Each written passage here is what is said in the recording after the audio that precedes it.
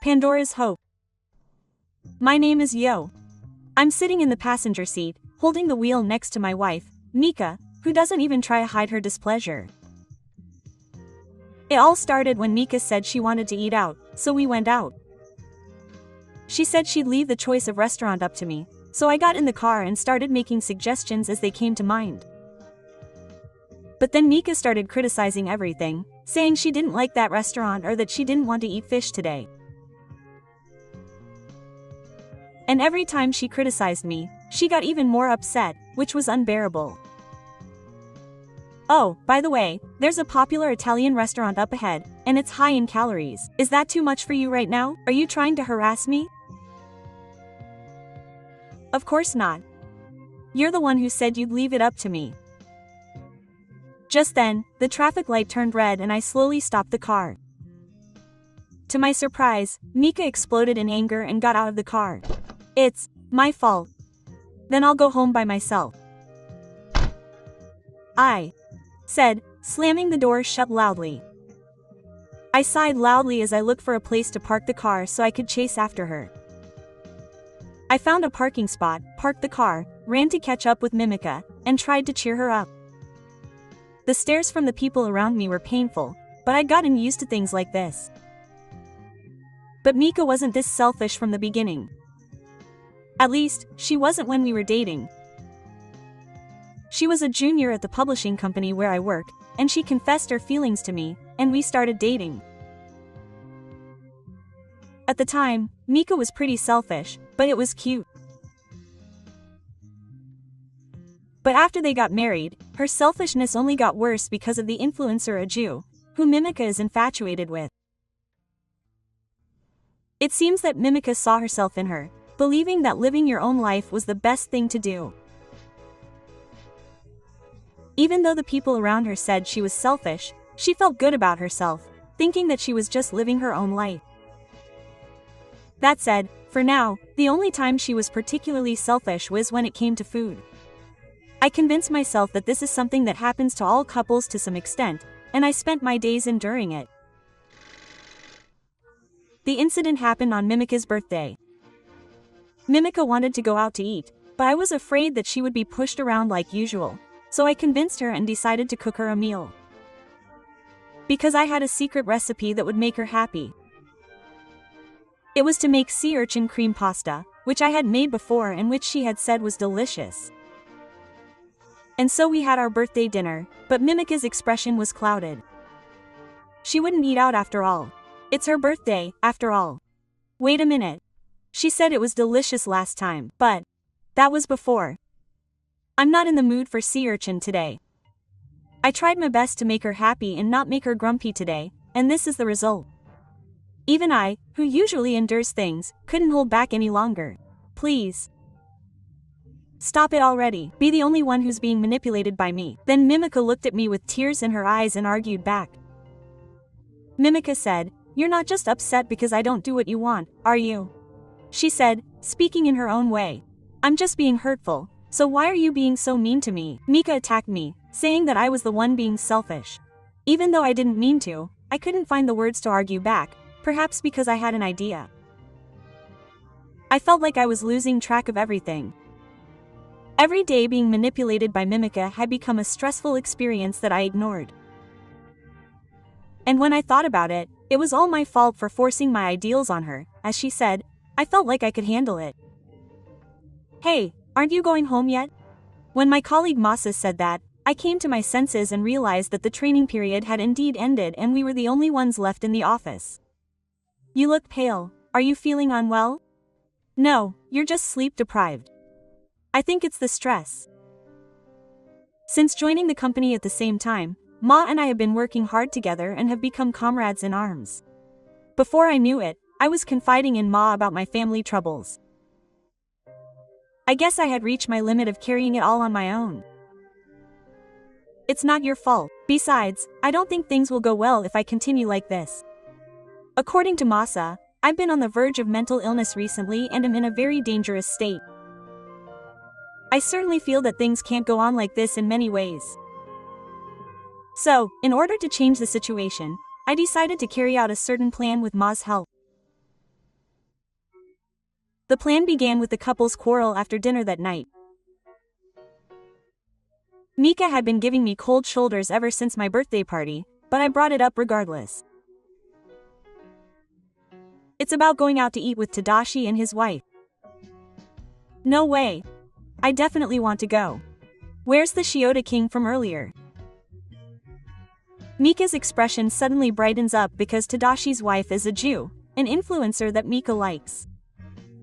Aji had a book published by our publishing company, and Tadashi was in charge at that time. Before long, the two started dating and decided to get married.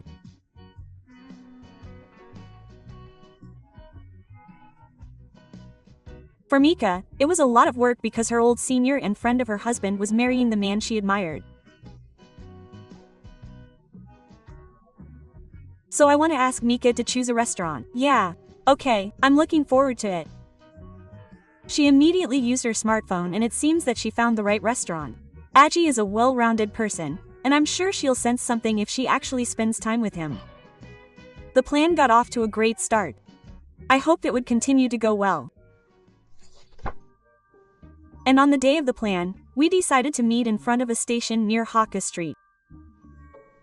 As I was waiting with Mika, Tadashi came walking with his wife. You're Mika, right? Nice to meet you today.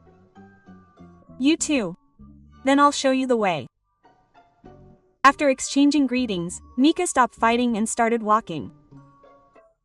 By the way, I wasn't told what kind of restaurant we were going to either. It seemed to be a surprise. After turning a few corners, Mimika stopped shortly after. Could this be it? Yes, it is. I really wanted to come here with Angie. It was a buffet restaurant called Mizuhara, which was popular with young Ajis, and mainly served sweets. What surprised me was that Aji doesn't like sweets, so I thought there was no way Mimika wouldn't know. But when I asked her about it, she said something unbelievable. That's why we chose this restaurant. It's delicious, so you'll like it. Although she said it confidently, Mizuhara's selling point is its price, and the quality can be said to be low. Mika seems to think that everyone will like it because she likes it. However, Angie is still an adult and said that she would try the sweets without getting upset. I was relieved, but at the same time, I was worried about the future because Mika always goes her own way. Mimika's attitude was really bad even after we entered the restaurant.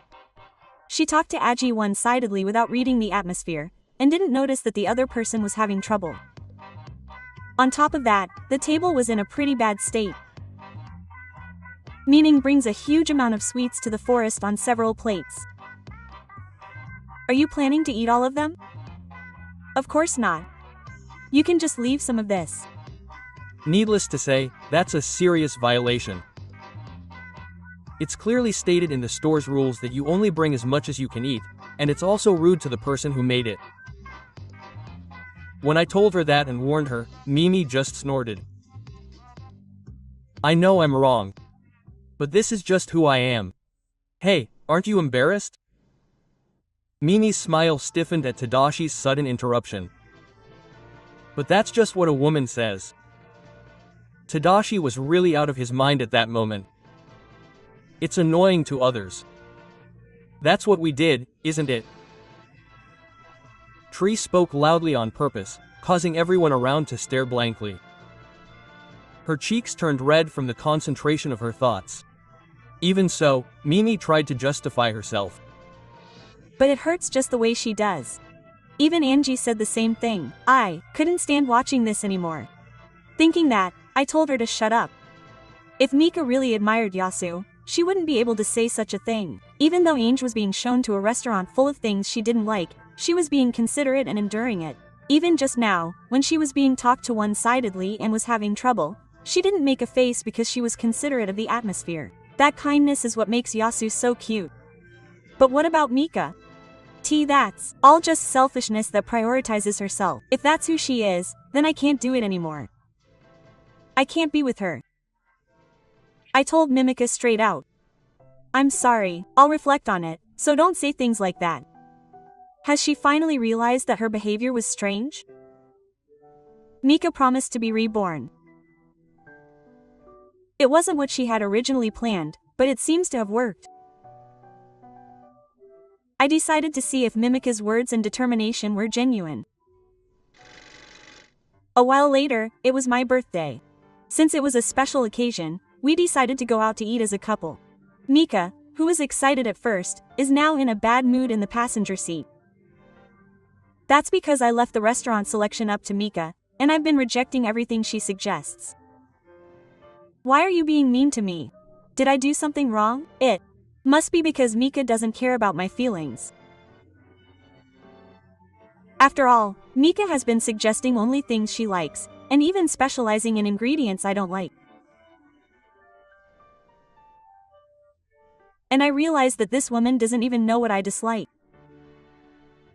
She says she cares about my feelings, but what about mine? She tells me to stop the car, so I do, and Mimica gets out and starts walking. She probably thinks I'll stop the car in a hurry and chase after her to make her happy, just like last time. But Mimica hasn't changed at all, even though I said I'd reflect on my actions. I step on the gas pedal. Are you kidding me? Just a minute. Mimica chases after me in a hurry, and I watch her figure get smaller in the rearview mirror with amusement. 5 years after divorcing Mimica, I remarried to someone I respect and we live happily ever after. It was while we were enjoying a date on the weekend. No, I'm the one who said it. When I looked over at the familiar voice, it was someone. She had been trying to chase after a man, but as she ran, she got her legs tangled and fell spectacularly. She must have been showing her true self again and the man ran away. I remember hearing rumors that she had appeared as a selfish landmine woman at several marriage consultation meetings. Even seeing her ugly ears, my emotions were surprisingly unaffected.